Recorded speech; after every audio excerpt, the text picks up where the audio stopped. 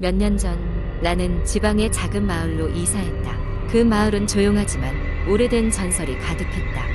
특히 귀신의 숲은 밤에 누가 가까이 가지 않는 곳이었다. 첫날 밤 나는 창밖에서 희미한 빛이 숲 속에서 깜빡이는 것을 보았다. 호기심에 이끌려 숲 속으로 들어갔고 낡은 채플을 발견했다. 그 안에는 촛불이 켜져 있었고 갑자기 뒤에서 울음소리가 들려왔다. 나는 즉시 밖으로 뛰쳐나갔다. 마을 사람들에게 물어보니 그곳에서 비극적인 사건이 있었다고 했다. 몇 날 후 다시 숲으로 간 나는 실종된 아이의 오래된 그림책을 발견했다. 책의 마지막 페이지에는 나를 찾아줘라는 글씨가 있었다. 그 이후로 숲 근처에 가지 않았지만 아이의 울음소리는 잊히지 않았다. 두 번째 이야기나는 어릴 적부터 시골에 살았던 경험이 많았다. 도심에서 멀리 떨어진 작은 마을. 주변은 산으로 둘러싸였고 해가 지면 한 치 앞도 보이지 않을 정도로 어둡고 고요했다. 그 마을에는 오래된 전설이 있었다. 바로 울음산이라고 불리는 산에 관한 이야기였다. 이 산은 마을의 북쪽 끝에 위치해 있었고 마을 사람들은 그곳에 가지 않으려 했다. 특히 해가 진 후엔 아무도 그 산에 가지 않았다. 전설에 따르면 옛날에 그 산 꼭대기에 커다란 절이 있었다고 했다. 어느 날 밤 그곳에서 이상한 불길이 치솟았고 그 다음날 아침엔 절과 그곳에 머물던 모든 승려들이 사라졌다고 했다. 이후로 그곳에서는 심야에 기괴한 울음소리가 들려왔고 그래서 울음산이라는 이름이 붙여졌다는 것이었다. 대학교에 입학하기 전 여름 나는 도시 생활에 지쳤고 오랜만에 고향을 찾아갔다. 마침내 마을에 도착했을 때 어린 시절의 기억들이 떠올라 마음이 편안해졌다. 그러나 밤이 되자 나는 마음 한구석에 묘한 불안감이 느껴졌다. 그날 밤 어렸을 적 친구인 민수가 집으로 찾아왔다. 야, 철수야. 우리도 한번 울음산에 가보는 거 어때? 민수가 말했다. 솔직히 말해 나는 그 제안이 조금 무섭기도 했지만 호기심이 더 컸다. 어릴 적부터 들었던 이야기의 진상을 확인하고 싶었다. 우리는 플래시라이트와 간단한 캠핑 장비를 챙겨간 10시가 넘어 산으로 향했다. 마을에서 산 입구까지 이어지는 작은 길은 점점 좁아지고 어두워졌다. 한참을 걸어 올라가고 나서야 우리는 산중턱에 도착했다. 이상하게도 그곳은 너무 조용했다. 바람 소리조차 들리지 않았다. 그 순간 왠지 모르게 내 뒤에서 누군가가 소곤거리는 소리가 들렸다. 돌아보았지만 아무것도 없었다. 민수도 이상한 기분이 들었는지 얼굴이 하얗게 질려 있었다. 들었어? 방금 소리. 민수가 떨리는 목소리로 말했다. 나도 듣긴 했다고 고개를 끄덕였다. 우리는 계속 길을 따라 올라갔고 얼마 지나지 않아 옛 절터에 도착했다. 놀랍게도 그곳에는 정말로 작은 폐허만 남아있었다. 밤의 공기에 섞여 이상한 냄새가 풍겨왔다. 호기심이 나를 사로잡았지만 한편으론 빨리 이곳을 떠나고 싶었다. 그때였다. 갑자기 차가운 바람이 불며 들판에서 뭔가 움직이는 소리가 들렸다. 마치 여러 사람의 발소리 같았다. 그와 동시에 기괴한 울음소리가 우리 주변을 에워쌌다. 이전에 들었던 이야기들이 머릿속을 스쳐 지나갔다. 그 소리는 현실감 있게 점점 더 커져만 갔다. 빨리 돌아가자. 민수가 외쳤다. 우리는 두려움에 사로잡혀 산을 뛰어내려왔다. 발이 미끄러지고 넘어지기도 했지만 두려움에 멈출 수가 없었다. 마침내 마을에 가로등 불빛이 보였을 때 우리는 땀이 범벅이 되어 겨우 멈출 수 있었다. 다음 날 아침 나는 사건을 친구와 함께 마을의 어르신들에게 이야기했다. 그들은 그저 고개를 끄덕이며 말했다. 여전히 울음산은 그곳에 있지. 그러나 아무도 그 비밀을 풀려고 하지 않으니 너희도 이제 그만 마음을 흘려보내거라. 그 이후로 나는 다시는 그 산에 가지 않았다. 그리고 시간이 흘러 어느덧 도시에 자리 잡았지만 그날의 경험은 여전히 머릿속 한켠에 자리 잡고 있었다. 울음산의 전설이 단순한 이야기일지라도 그날 밤 우리에게 무슨 일이 일어났던 것인지는 알 수 없었다. 다만 그곳엔 어떤 비밀이 감춰져 있다는 것만은 확신할 수 있었다. 세 번째 이야기여는 여름날 밤 대학생 지수는 친구들과의 술자리에서 늦게까지 놀다 집으로 돌아가기로 했다. 그녀의 집은 서울 외곽의 조용한 주택가에 위치해 있었고 가장 가까운 지하철역에서 걸어서 20분 정도 떨어진 곳에 있었다. 그날따라 택시조차 잡히지 않아 지수는 어쩔 수 없이 걸어서 집으로 향했다. 밤 공기가 쌀쌀해지기 시작했고 거리에는 인적이 드물었다. 지수는 마음을 가라앉히기 위해 이어폰을 꽂고 걷고 음악을 들으며 발걸음을 옮겼다. 그녀가 지나가고 있는 길은 평소에도 어둡고 음산한 느낌이 드는 곳이었다. 주변에는 오래된 건물들과 쓰러져가는 건축물들이 있었고 종종 홈리스들이 머무르곤 했다. 걷다 보니 갑자기 등 뒤에서 인기척이 느껴졌다.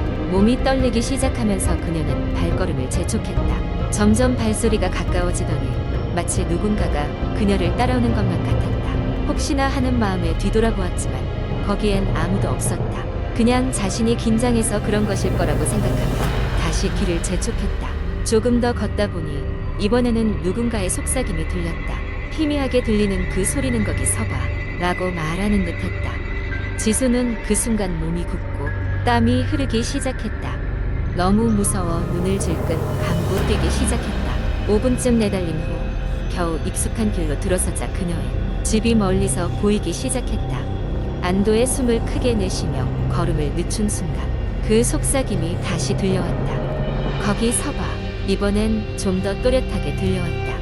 지수는 겁에 질려 달리기를 멈추고 주위를 둘러봤지만 여전히 아무도 보이지 않았다. 얼른 집으로 들어가야겠다는 생각에 지수는 전력으로 뛰어 집에 도착했다. 현관문을 열고 빠르게 안으로 들어온 그녀는 문을 잠그고 숨을 고르며 침대에 몸을 던졌다. 그런데 그 순간 휴대폰이 울리기 시작했다. 무심코 폰을 확인해보니 모르는 번호로부터 의문의 문자가 도착해 있었다. 너 우리 집에 왔구나. 지수는 심장이 멎는 듯했다. 순간적으로 온몸에 소름이 돋았고 그녀는 모든 불을 켰다. 거실, 주방, 욕실, 그리고 다른 모든 방까지 확인했지만 아무도 없었다. 이 문자가 그냥 이상한 장난이라고 스스로를 다독이며 침대에 눕는 순간 문자가 또 왔다.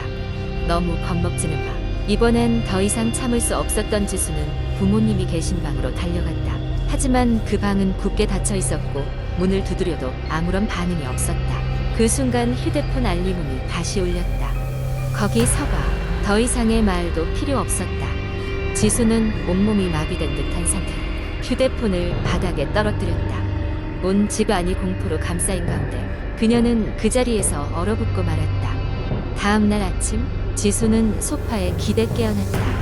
모든 일이 꿈이었나 싶어 기쁜 마음에 휴대폰을 찾아보니 이전 밤의 문자들은 여전히 남아있었다. 말없이 흐느끼며 창밖을 바라보던 그녀는 감이 없이 미소 짓는 눈동자를 창문 너머로 마주쳤다. 그 눈동자는 후회와 슬픔이 뒤섞여 감정으로 그녀를 쳐다보고 있었다. 그날 이후 지수는 그 집에서 떠나 학교 근처로 이사를 갔다고 한다. 물론 그 이사한 집에서도 정체 모를 속삭임이 들리기 시작했다는 소문이 있으나 그 소문의 끝은 아무도 알지 못한다. 이 이야기는 아직도 여러 커뮤니티에서 회자되며 지수는 그날의 공포를 절대 잊을 수 없다는 얘기를 가끔씩 인터넷에 남긴다고 한다. 하지만 그 사실이 정말인지 아니면 또 하나의 핏빛 꿈인지 아무도 모른다. 네 번째 이야기연애. 나는 오래된 친구들과 오랜만에 모임을 가졌다. 우리의 친구 중 한 명인 민수는 최근에 기이한 경험을 했다고 이야기했다. 그는 인터넷에서 우연히 유령 마을이라는 제목의 글을 발견했다고 했다. 호기심에 이끌려 그 글을 클릭한 민수는 그 글이 자신과 무척이나 닮은 경험을 다루고 있었다는 것을 깨달았다. 민수가 설명하기를 그 유령 마을은 어느 시골 지역에 위치해 있으며 주민들이 하나둘씩 사라지는 사건이 발생했다. 처음에는 몇몇 주민이 실종된 것 정도로 여겨졌으나 급기야는 마을 전체가 텅 비어버렸다고 한다. 그 후로 오랜 시간이 흘렀고 그 마을의 존재는 사람들의 기억 속에서 서서히 잊혀갔다고 했다. 그러나 최근에 그 마을에 방문한 사람들의 글이 인터넷에 간헐적으로 올라오고 있었다. 민수는 그 글을 다 읽고 나서도 쉽게 믿지 않았다. 하지만 어느 날 그 마을에 대한 이야기가 다시금 그의 머릿속을 떠나지 않았다. 호기심을 이기지 못한 민수는 자전거를 타고 그 마을을 찾기로 결심했다. 길고 험난한 여정 끝에 마침내 유령 마을에 도착한 민수는 뭔가 잘못되었음을 직감했다. 마을의 입구에는 위험, 출입 금지 라는 표지판이 부서진 채 걸려 있었고 그 주변은 고요했다. 민수는 그 마을의 중심으로 걸어 들어갔다. 허물어져가는 집들이 그의 시야에 들어왔고 거리 곳곳에는 예전 주민들이 남긴 물건들, 숟가락과 젓가락, 낡은 사진, 액자 등이 그대로 놓여 있었다. 아무리 둘러봐도 사람의 흔적은 없었다. 그가 그 마을을 탐험하는 동안 갑자기 그의 전화가 울리기 시작했다.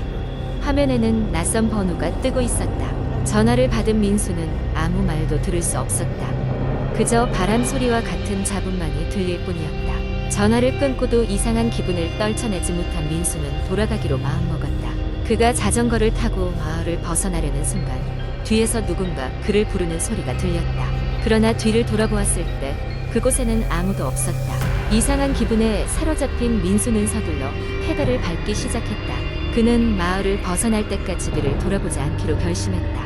그 후로 몇 주가 지나 민수는 그날의 일을 다시 친구들에게 이야기했다. 아무리 생각해도 진짜인지 꿈속의 환영이었는지 분간할 수 없었다고 했다. 한 친구가 그에 대해 좀 더 알아보자고 제안했다. 그래서 우리는 인터넷에서 그 유령, 마을에 대한 정보를 찾기 시작했다. 놀랍게도 인터넷에는 여전히 그 마을에 관한 이야기가 끊임없이 올라오고 있었고 방문했다는 사람들의 이야기로 가득했다. 각각의 이야기는 모두 비슷한 듯하면서도 조금씩 다른 점이 있었다. 하지만 공통점이 하나 있었는데 그것은 그 마을을 다녀온 사람들은 모두 뭔가 기이한 일들을 경험하고 돌아왔다는 점이었다. 그러다가 우리는 한 사진을 발견하게 되었다. 그 사진 속에는 그 마을의 중심에 서 있는 민수의 모습이 포착되어 있었다. 그리고 그의 뒤에는 희미하게 남아 나무에 걸린 사람 그림자 같은 것이 보였다. 우리는 그 사진을 보며 소름 끼치도록 놀랐다. 왜냐하면 그때 민수는 혼자였다고 주장했기 때문이다. 그 사건 이후로 우리는 다시 그 마을에 대해 이야기하지 않기로 했다. 하지만 인터넷에서는 여전히 그 유령, 마을에 대한 이야기가 전해지고 있다. 언제일지 모르는 어느 날 그 마을은 또다시 우리 삶 속에 스며들어기 위한 경험을 하게 만들 수도 있을 것이다. 그리고 그때 우리는 반드시 그 마을의 비밀을 풀어야만 한다.